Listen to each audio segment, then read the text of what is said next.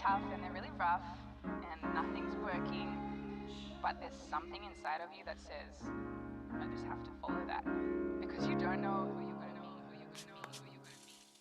be. Welcome to the Binge on Self-Love podcast. My name is Anna, but you can call me Anci, and thank you so much for tuning in. Binge on Self-Love podcast is about navigating binge eating disorder struggles, disordered eating, and negative body image. Although I share my personal experience with having a negative body image, eating disorders, and I do uncover bits of my personal story, this podcast is not as much about me as it is about you. Beautiful human beings who struggle, who fight, who grow, and who evolve every single day.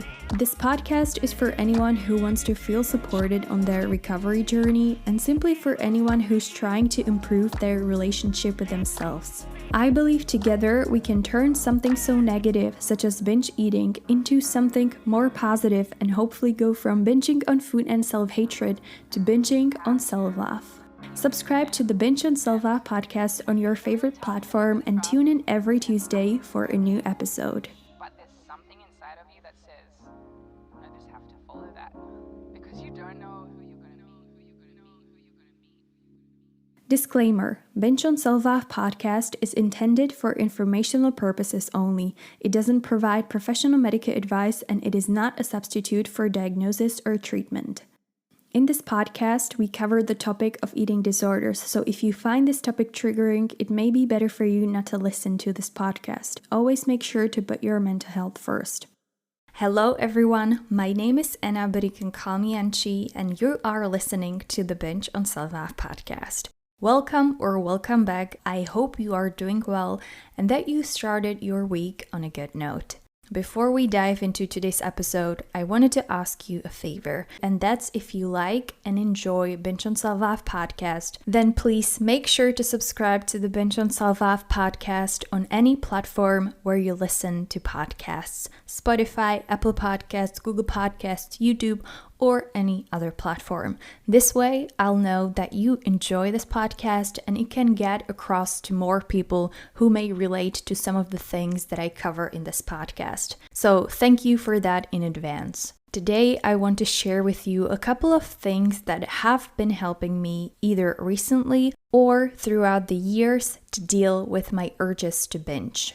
Some of you know that my relationship with food has been a little complicated, and my history with binge eating disorder has been long, very long, and so has been the process of recovering, of unlearning the unhealthy habits and learning the healthy ones. The journey from self-loathing to self-acceptance has been anything but straightforward path.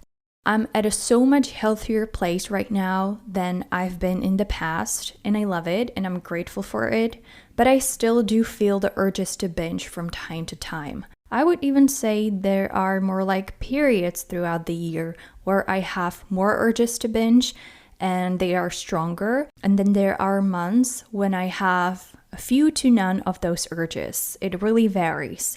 When I start to feel the urges, there are some things that I do and that I found to be helpful sometimes. Other times, nothing seems to help and I end up binge eating anyway. However, I'm not giving up. Life has so much more to offer than an eating disorder ever will. And I accept and try to embrace the fact that recovery is a process rather than an end goal or a state of perfection where I'll never ever have any urges to binge eat ever again. I want to share with you 5 of those things or tools that I personally found helpful on my way to recovery when dealing with the urges to binge. Remember, these things are something that works for me. They may not work for everybody and vice versa. So without further ado, let's get into today's episode. Before I share with you what works for me, I would like to emphasize that I have been in recovery from binge eating disorder for multiple years now. I'm at a much better place when it comes to my binge eating disorder than I was 4, 5, 6 years ago. I don't binge to such an extent as I did back then, and I've learned so many different tools how to deal with binge eating disorder. I've changed a lot of things in my life, so I want to clarify that I'm not at my worst of binge eating disorder right now. I do have a period when I'm binge eating more often, but still not to the extreme as I did in the past. And then I have periods when I don't binge at all. So I just want you to know that the things I'll share are something that works for me on my journey. We all are on our own journeys, and we are at different places, so don't feel discouraged or disappointed if some of the things that may work for me may not work for you. It's only natural, so please keep that in mind. One of the very first things that I try to do when I start to feel repeated urges to binge is that I try to recall how and what I've been eating for the past couple of days. This is highly individual, of course, but I personally noticed that when I skip snacks, either because I'm too busy at work or I'm out and I don't have time to buy anything, or whether that's because I had breakfast too late and I didn't feel hungry, so I skipped a snack, then I feel more urges to binge later in the day. Similarly, I have more urges to binge when I meal prep, but I end up not liking that meal, which mostly happens because of my zero cooking skills or because I'm too lazy and I prepare the same meals for multiple days in a row. And when I don't like the food, I usually don't eat much, and then I'm hungry and frustrated and I have more urges to binge. Similarly, when I go somewhere, whether that's a business trip or a vacation, or I go to see my family for the weekend and I don't have that regimen that I do have on most days, I'm again more prone to having binge urges. So that's one of the very first things that I do when I start to feel the urge to binge. I try to recall what I've been eating yesterday and the day before. Was I eating enough? Was I eating regularly? Did I skip any meals? Why did I skip them? Etc. This helps me to better understand why I might be having these urges and what can I do to change that. The second thing that I find helpful may not necessarily be to deal with the binge eating urges, but more so to prevent them, and that's to experiment with food a little bit. Sometimes I tend to eat the same stuff, the same meals over and over and over again, especially snacks and dinners, and after some time I start to feel like, I don't want to eat that again. I want to have something yummy, something that I'm gonna enjoy. Why did I prepare this, etc. Maybe that's the spoiled brat in me speaking, but I do get tired of eating the same foods over and over again. In my case, what starts as a craving can sometimes lead to a binge because that part of my brain, or that binge eating disorder voice, if you will, jump into the idea that something yummy means something that I can binge on. I'm not restricting myself in terms of food, but I guess sometimes I'm just really lazy to make sure I have a variety of meals, not just in terms of satisfying my nutrition needs, but also in terms of satisfying my cravings and my brain. So what I found helpful is to experiment with what I'm eating a little more. So I either try a new recipe or go out and have something delicious, or I bake something, simply anything to make sure I'm not eating the same type of dinner or lunch or snacks or breakfast over and over again, only to get tired of it.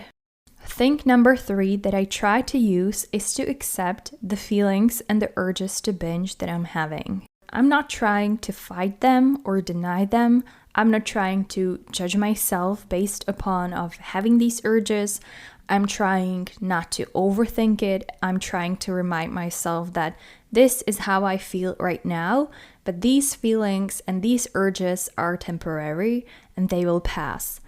I don't know if I'll have them for a couple of minutes, couple of hours, or even a couple of days, but what I do know is that they'll pass and that I do not have to act upon them. Honestly, this is easier said than done, and it's probably one of the hardest things for me to do, and it doesn't work every time because of the same exact reason, because it's so difficult that I'm not gonna lie, it doesn't work every time for me. But it's been one of the most effective tools that I've been trying to implement, trying not to fight or belittle those urges, trying not to judge myself based upon them, trying not to stress myself that I shouldn't be having these urges when I've been in recovery for so long. I'm trying to have patience with myself and remind myself that these feelings and urges are going to pass, and I do not have to make any conclusions based on having them. Also, one thing that I found sometimes helpful is I'm trying to remind myself how sick physically I usually end up feeling after a binge. Because when I binge, I usually end up feeling really sick to my stomach. So I try to remind myself of that feeling, and I ask myself if I want to feel like that again. I usually feel really bloated, my stomach hurts, sometimes I feel like I'll vomit, and I have problems to fall asleep. So I'm trying to remind myself of those physical feelings as well. Sometimes it helps, sometimes it doesn't, but I'm trying to figure out what works and what doesn't. I make sure I eat enough and that I have a variety in my diet, like I've mentioned in the previous points. I'm not purposely restricting myself in any way, and those urges to binge usually go away pretty quickly, I would say. But if they don't, then I try to look a little deeper to see what's been going on lately. Which brings me to point number 4. Sorry to interrupt, but I wanted to quickly jump in and remind you that you can continue to send me your recent achievements, your proud moments, your recovery progress, simply something that made you feel really proud and happy about yourself. I'll then share your achievement at the beginning of each episode so we spread more positivity within our Binge on Self-Love podcast community. To share your achievements with me and with the Binge on Self-Love podcast listeners, email me at anci@bingeonselflove.com, DM me on Instagram at bingeonselflove, or you can visit bingeonselflove.com/note. That's bingeonselflove.com/NOTE, and fill a short form with what you're grateful and happy for, and maybe you'll hear your achievement on the next Binge on Self-Love podcast. Now let's get back to the episode. My point number 4 is when it seems like I'm eating enough and I'm not denying myself something I like or I'm craving, but those urges to binge keep popping up in my mind for seemingly no particular reason, I try to look a little deeper into what I've been up to, how I've been feeling lately, what's going on in my personal life and in my work life. Was there or is there any stressful situation, or am I going through some changes, or whatever it may be? I'm gonna sound stupid for saying that, but I try to have an inner conversation with myself about what this is about. I'm someone who has been dealing with their emotions and stressful situations in unhealthy ways by overeating, binge eating, and by procrastinating. And therefore, I know that when I'm going through something difficult or stressful or anxiety inducing, I'm more prone to having binge eating urges or even binge eat. And it's something I've been working on ever since I started my binge eating disorder recovery process. Sometimes I'm able to go through a situation and nail it without any urges to binge. Other times I don't know how to deal with it and I don't deal with that situation in a healthy way. It's a learning process for sure, and I'm learning more about myself with each obstacle I have to overcome. And to be fair, sometimes I'm doing really well, and other times I'll be thrown off by something really stupid like sleeping in or not managing to do everything I put on my to-do list, or by someone changing our plans that we had together, etc. But it's definitely one of the best tools that have been helping me understand myself and my mind a little more.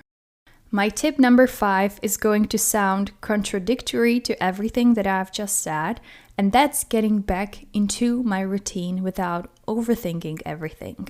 Let me explain what I mean by this. I stand behind everything that I've just said in the previous points, but sometimes I tend to overthink and overanalyze everything to the point it's no help.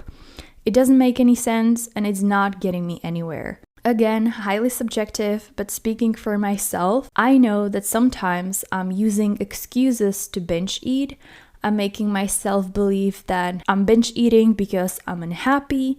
And yeah, sometimes it's true, and if it is, it shows really quickly, but sometimes I'm lazy and I pity myself and I make excuses to why should I keep binging rather than trying to do something about it. What usually works for me at this stage is to get back into my routine without overthinking and overanalyzing. I don't care whether I binged yesterday or I've been binging for the past 2 weeks.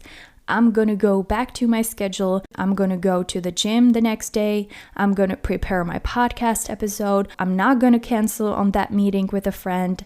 I'm not gonna let binge eating disorder and the binge eating urges mess with me longer than they already did. I'm not gonna feed myself with negative self-talk. I'm not gonna wallow in self-pity. I'm not gonna cry over the fact that I binged, metaphorically speaking, otherwise I cry a lot. I don't care if it's Monday, Friday, or weekend. I'm just gonna get back into my routine that was working for me before and not overanalyze everything to a point where it's not helpful.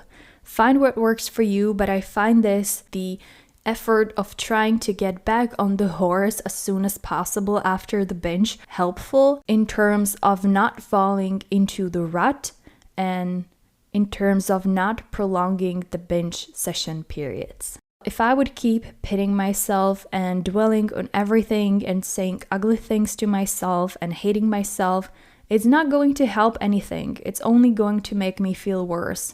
It's only going to feed that binge eating disorder voice, and I don't want that. I don't want any eating disorder to ever control my life. And I find this helpful, especially in the past few months, and I'm trying to be like, okay, this happened, I binged. Why do I think it happened? Is there anything I can do to prevent it? This and this and this. Okay, perfect. And then I try to move on.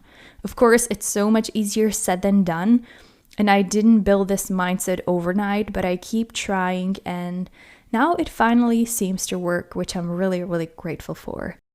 So that's all I have for you today. These are my 5 tips and tools that I've been trying over the time and that seem to be helpful for me.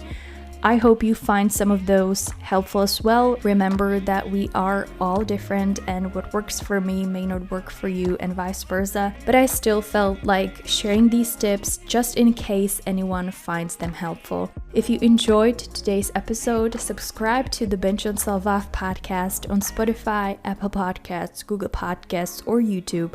I'll be back next week. Until then, have a great rest of the week and talk to you soon. Bye. Tough and they're really rough and nothing's working, but there's something inside of you that says, I just have to follow that because you don't know who